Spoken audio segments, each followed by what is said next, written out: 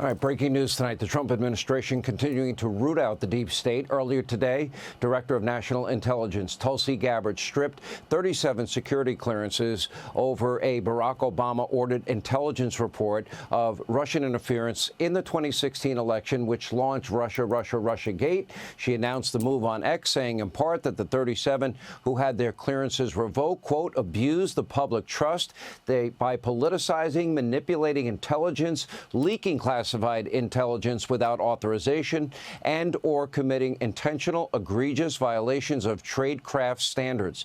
Director of National Intelligence Tulsi Gabbard is here with us with more. This kind of fits in with your original declassification, and that was what you discovered was there was an original senior career intelligence assessment about possible Russian interference in 2016, and they said there was no interference. And correct me if I'm wrong, and then Obama himself reordered another assessment with top intel officials rather than listen to rank and file senior analysts that are career analysts? So there's a slight difference here in what you're saying, Sean. First of all, thank you for having me on. It's great to see you. The intelligence community assessed in the months leading up to that November 2016 election that, yes, Russia was trying to interfere in our election by sowing discord and chaos, but stating over and over again that Russia did not appear to have any preference for one candidate over the other. They viewed both as equally bad for Russia's interest. The big shift that happened around what is now commonly known as Russiagate was after the election. In early December, President Obama called a meeting of his National Security Council leadership. From that meeting, there was directive that was delivered from President Obama to then Obama's DNI, James Clapper, to then CIA Director John Brennan, to come up with a new intelligence community assessment that contradicted the ones that had been produced previously by the intelligence community. This new one said that Russia, Putin, did try to interfere in the election because he wanted Trump to win.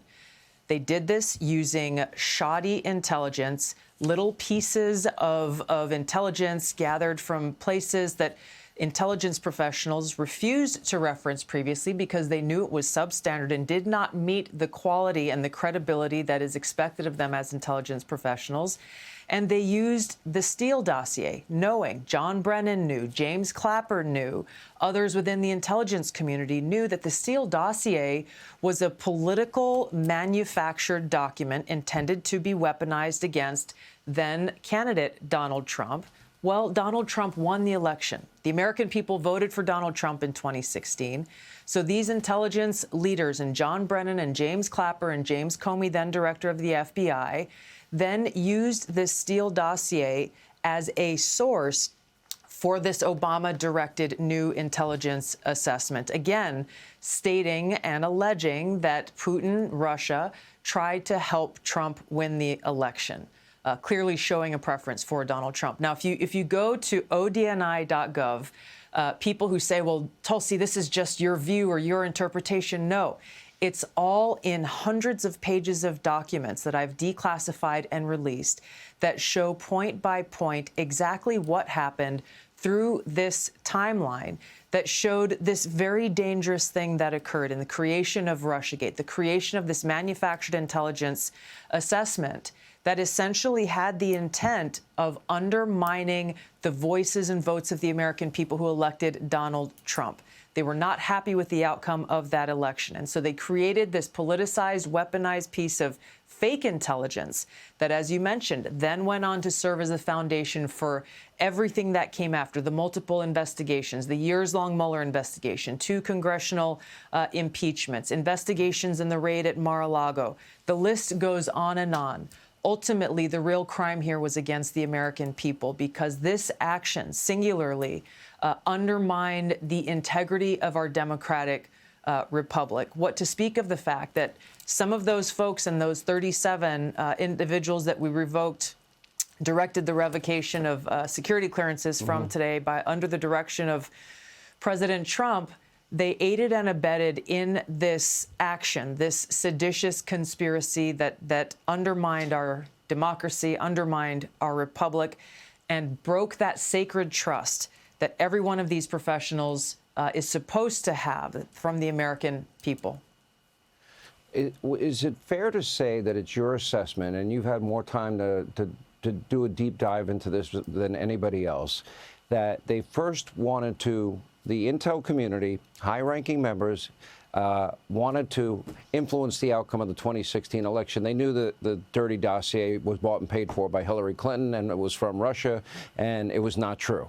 And then when they were unsuccessful in winning that election, were they then determined to undermine and sabotage the incoming president?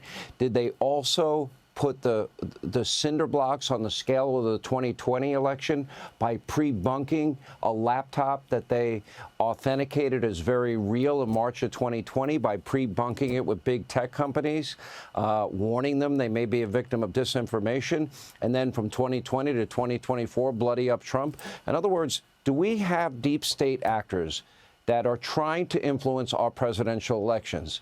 Is that what we're concluding here?